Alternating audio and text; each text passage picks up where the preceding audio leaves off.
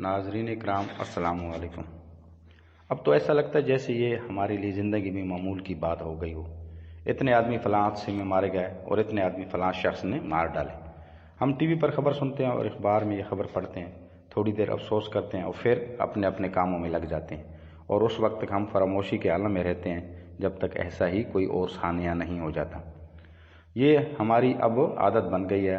روز روز کے ان حادثوں نے جیسے ہمیں بے حس کر دیا ہے۔ ہم کسی بھی ایسے حادثے یا واقعے کو اپنا حادثہ یا واقعہ نہیں سمجھتے، اور ہماری حکومت نے عادت بنا لی ہے کہ جوں ہی ایسا کوئی واقعہ ہوتا ہے اس کی طرف سے فوراً مرنے والوں اور زخمی ہونے والوں کے لیے مالی امداد کا اعلان کر دیا جاتا ہے، گویا انسانی جانوں کی قیمت چند لاکھ روپے ہے۔ اس طرح ہم انفرادی اور اجتماعی طور پر اپنی ذمہ داریوں سے آزاد ہو جاتے ہیں۔ ریل گاڑی کا حادثہ ہو، بس کا حادثہ ہو یا کسی فرد کے ہاتھوں 10-20 انسانوں کا قتل ہو، ہمارے لیے ایک ہی بات ہے۔ اب تو واقعی ہی ہمیں سنجیدگی سے غور کرنا پڑے گا کہ کہیں ہم مرگ امبو جشندارد والی کیفیت کا شکار تو نہیں ہو گئے۔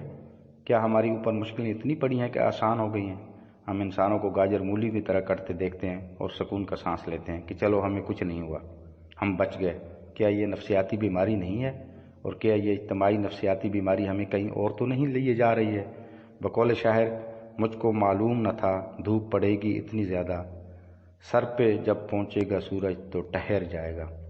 جی ہاں، سورج اپنی پوری تمازت کے ساتھ ہمارے سر پر ٹھہر گیا ہے اور ہم چلچلاتی دھوپ میں ننگے سر کھڑے ہیں۔ ہمارے ہاں ہر حکومت تعلیم اور صحت کے لیے نعرہ ہائے مستانہ بلند کرتی ہے، اور آج کل تعلیم اور صحت کے لیے اتنا راگ گایا جا رہا ہے، اور راگ درباری گانے والے حکمرانوں کو یہ یقین دلا رہے ہیں کہ آپ جو منصوبے شروع کر رہے ہیں اس کے بعد پورے ملک کے عوام کی کایا ہی پلٹ جائے گی۔ عوام کی کایا کیا پلٹتی ہے؟ البتہ حکمرانوں کی کایا ضرور پلٹ جاتی ہے۔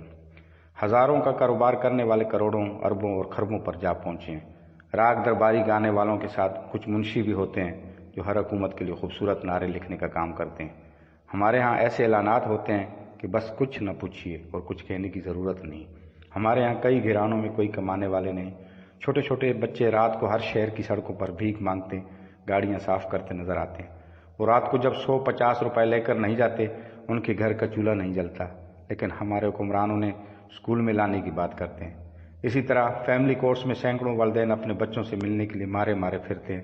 دین اسلام میں طبقاتی تقسیم کی سخت مذمت کی گئی ہے، مگر بدقسمتی سے اسلام سے دوری کی وجہ سے آج ہمارا معاشرہ مختلف طبقات میں تقسیم ہو چکا ہے۔ ایک طرف معاشرے کی اشرافیہ ہے جو غریب غربا کو انسان تک نہیں سمجھتی، جن کے پاس روپے پیسے کی ایسی بھرمار ہے کہ آنے والی کئی نسلیں گھر بیٹھے اچھی زندگی گزار سکتی ہیں، تو دوسری طرف غربت کی لکیر سے بھی نیچے زندگی گزارنے والا طبقہ ہے جسے 2 وقت کی روٹی بھی نصیب نہیں ہوتی۔ ایسے نامشاہد حالات میں وہ پیٹ پالنے کے لیے جرائم کی طرف راغب ہوتا ہے۔ اس لیے ہمارے معاشرے کے اشرافیہ کو بے حسی کی اینک اتارتی ہوئے، یہ طبقاتی تقسیم کا فرق ختم کرتی ہوئے غریب غربا کو اپنی خوشیوں اور دولت میں شریک کرنا چاہیے تاکہ معاشرے میں برائی نہ پنپ سکے۔ وما علینا الا